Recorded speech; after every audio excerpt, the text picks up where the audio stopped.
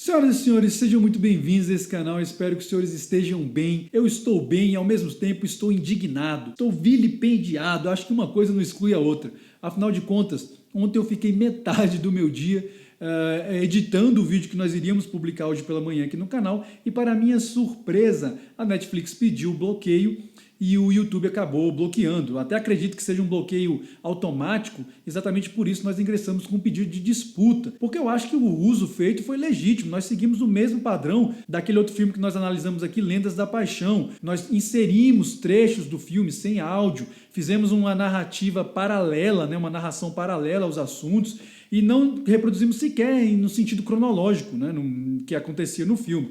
Então a gente fez essa disputa, vamos ver, pode até ser que a plataforma libere, mas eu não vou ficar esperando, porque eu não posso deixar de fazer uma análise desse filme, porque é um dos maiores sucessos atualmente da plataforma da Netflix, tem ficado aí no top 10 já há um bom tempo, e que na verdade usa uma fórmula antiquíssima que tem encantado as mulheres já há séculos, que é a boa e velha história do príncipe que salva a princesa do dragão lá no castelo, na masmorra. Nada mais do que isso. Traz também aspectos interessantíssimos daquilo que o Jung trabalha como arquétipos no nosso inconsciente coletivo. Existem certos desejos e sentimentos que, quando são reprimidos, o nosso inconsciente traz à tona para equilibrar a nossa psique, para nos trazer alívio, para trazer equilíbrio às nossas vidas.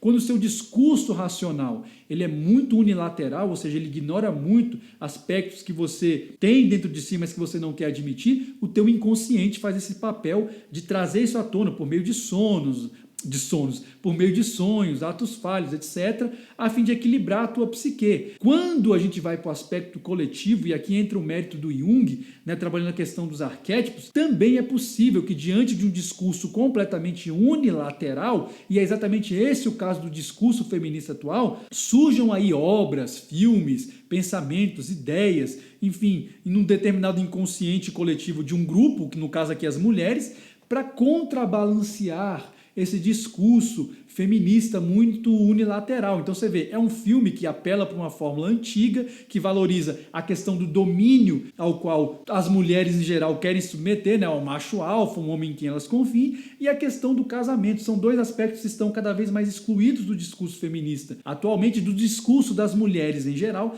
mas que o sucesso de filmes como esse mostram o quanto esse discurso atual das mulheres é unilateral e que no fundo sim, as mulheres querem um homem a quem elas possam submeter, serem submissas e confiar, e um cara que no final se case com elas. É um sucesso desse tipo de filme, gente, não pode ser explicado a não ser por esse tipo de desejo. Então a gente vai fazer uma análise rápida agora desse filme para ver que ele segue exatamente esse tipo de fórmula. Então, senhores, como eu falei, essa análise aqui vai ser diferente. Lá no outro vídeo tinha ficado tudo bonitinho, uma narrativa organizada, com música ao fundo, inserções de vídeo de eu aparecendo aqui, fazendo comentários, mas enfim. Essa análise aqui vai ser um pouquinho mais tosca, eu vou tentar não ser muito monótono na narrativa, mas é importante destacar alguns pontos. Se possível, eu vou inserir algumas fotografias à medida que eu for contando a história. Será que fotografia eu posso, Netflix, pelo menos? Agora, se não der, gente, vocês vão ter que se contentar aí com a minha beleza mesmo. Se eu for publicar o vídeo e as fotografias bloquearem, aí eu vou ter que retirar, então os senhores contentem-se com a minha beleza mesmo. Mas vai ser uma análise rápida e interessante. Então o filme conta a história de Massimo,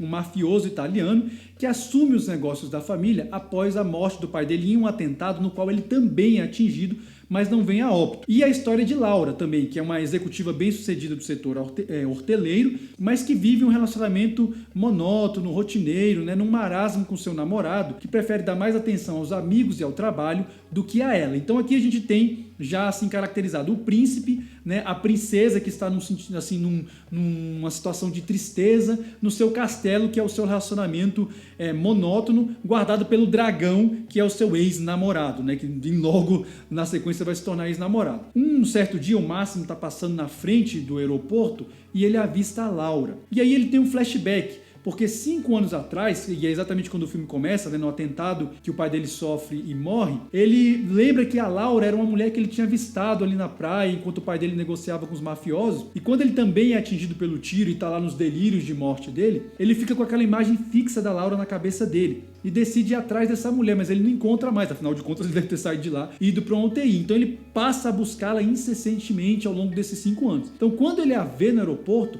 ele pensa, essa é a minha oportunidade, eu tenho que pegar pegar essa mulher agora de qualquer forma. E aí, quando ele descobre o hotel no qual a Laura está hospedada com o namorado, ele parte para o método mais tradicional de abordagem de uma mulher. Tá? E aí eu vou dar 4 aqui alternativas para os senhores. Tá? O que vocês fariam? Mandariam flores? Vocês fariam uma música? Sendo mais moderno aqui, né? Mandariam nudes? Gente, por favor, não mandem nudes, tá? É errado mandar nudes. Você acaba expondo sua intimidade. A não ser que você tenha um membro aí que vá impressionar a menina. Não, mentira, é errado de qualquer forma. Ou vocês sequestrariam essa mulher? Adivinhe, qual que é a alternativa mais óbvia que qualquer um de nós faríamos, né? Claro, nós sequestraríamos essa mulher. É exatamente isso que o Máximo faz. A Laura tem uma briga com o namorado dela, ela sai depois para andar na rua e o Máximo vai lá e a sequestra. Simplesmente isso, tá? Então é uma coisa óbvia, tá? Quando você estiver gostando de alguém, vai lá e sequestra essa pessoa. Pois bem, quando ela acorda no castelo do Máximo, e aqui a gente tem que admitir que o cara superou bastante o Christian Grey, tá? O cara é rico, milionário, mesmo padrão de 50 tons de cinza. Ela é levada até o encontro dele. Lá, ele já demonstra logo no início essa característica marcante que tanto encanta as mulheres nesse tipo de filme, nesse tipo de literatura. É um macho alfa, é um cara dominante,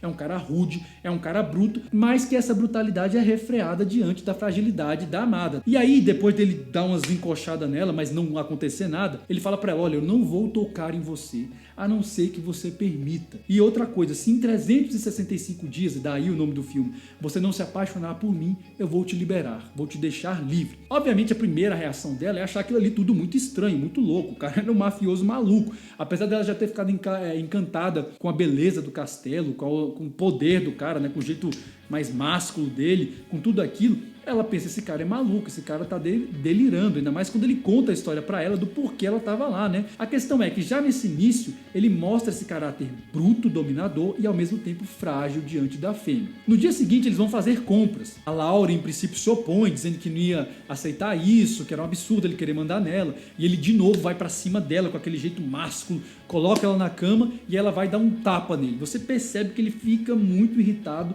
com esse tapa, mas de novo ele se controla, porque ele é um cara bruto, ele é um cara macho alfa, dominante, mas diante da fêmea ele é sempre sensível, ele é sempre um cara fofinho. Olha só, a mesma coisa que se repete em livros, em outros tipos. Enfim, a questão é que ela começa a se deixar envolver por essa dominância do cara, por esse jeito másculo, embora ela ainda esteja relutando um pouco. Durante as compras, você já nem percebe mais que é uma mulher que estava sendo sequestrada, cara.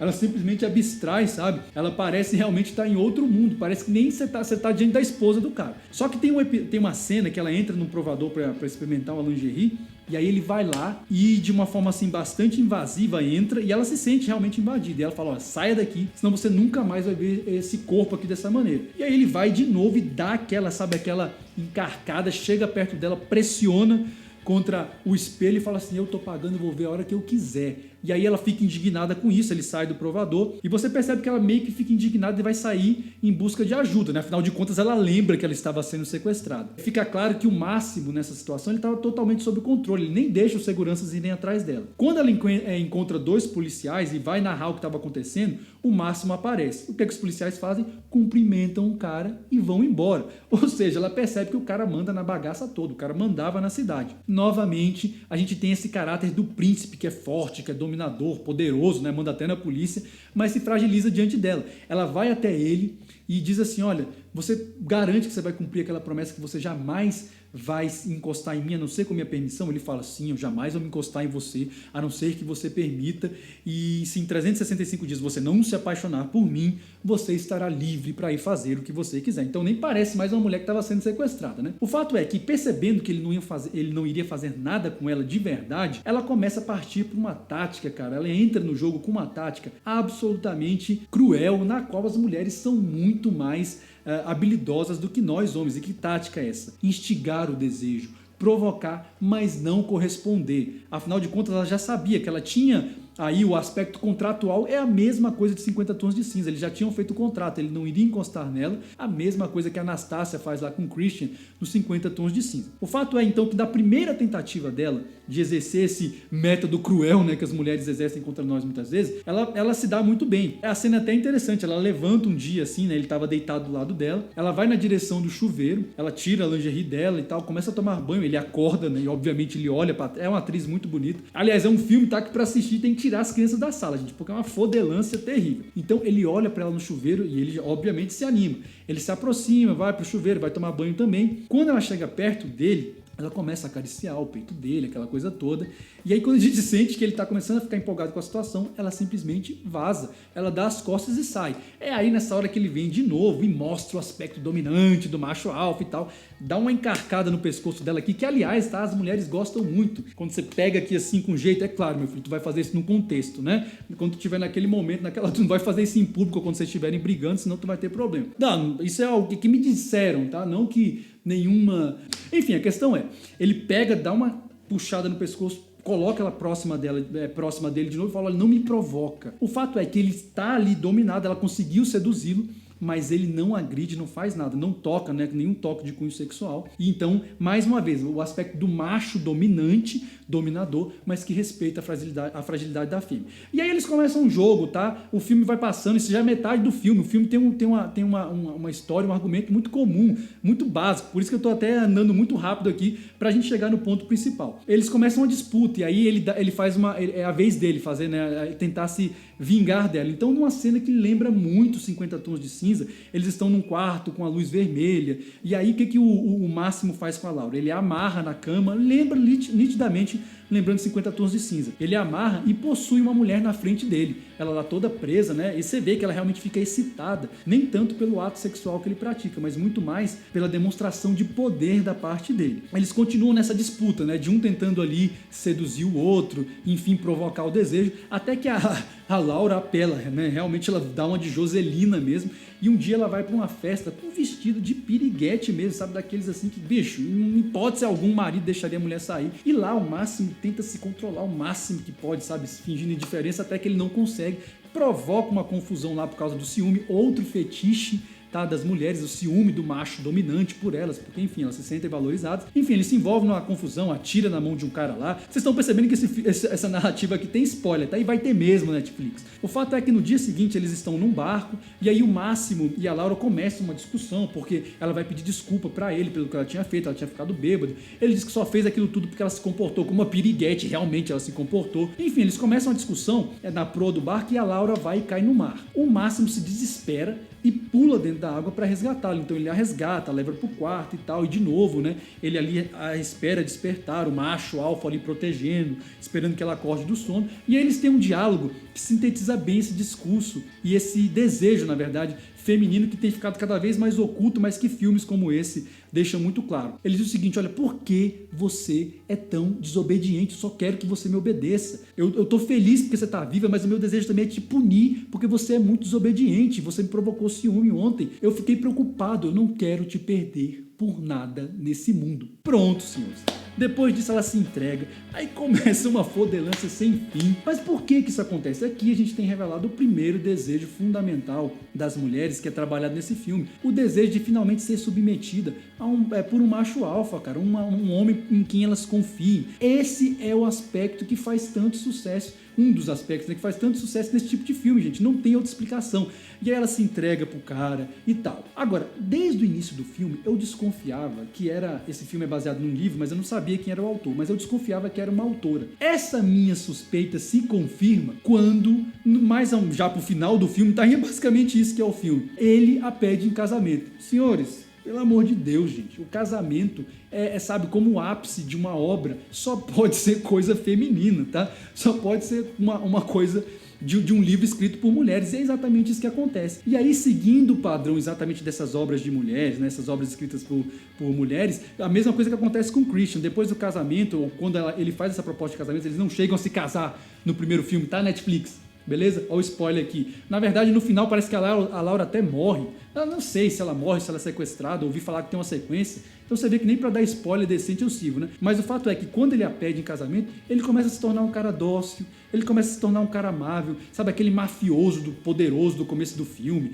que mandava em todo mundo e mandava até na polícia, vai se tornando um cara dócil, um cara domesticado, e é exatamente esse o segundo desejo das mulheres. Um macho alfa, um cara dominador, mas um cara que depois se case com ela, seja esse casamento civil ou um casamento, enfim, de qualquer forma. Hoje em dia as mulheres ainda preferem esse casamento medieval, da corte, né, de vestida de branco, numa igreja e tal. Então, senhores, esses dois desejos básicos, é que fazem o sucesso desse filme. Esses 2 desejos básicos das mulheres é que fazem o grande sucesso desses 365 dias, que, como eu falei, repete uma fórmula muito antiga que existia em livros e modernamente agora existe na filmografia e que faz as mulheres, ai meu Deus do céu, delirarem. Portanto, senhores, como eu disse no início, nenhuma novidade, nenhuma surpresa no sucesso que esse filme está fazendo, porque ele funciona como uma espécie de contrapartida ou de contraponto do inconsciente coletivo feminino contra esse discurso unilateral do feminismo atual que as mulheres compram,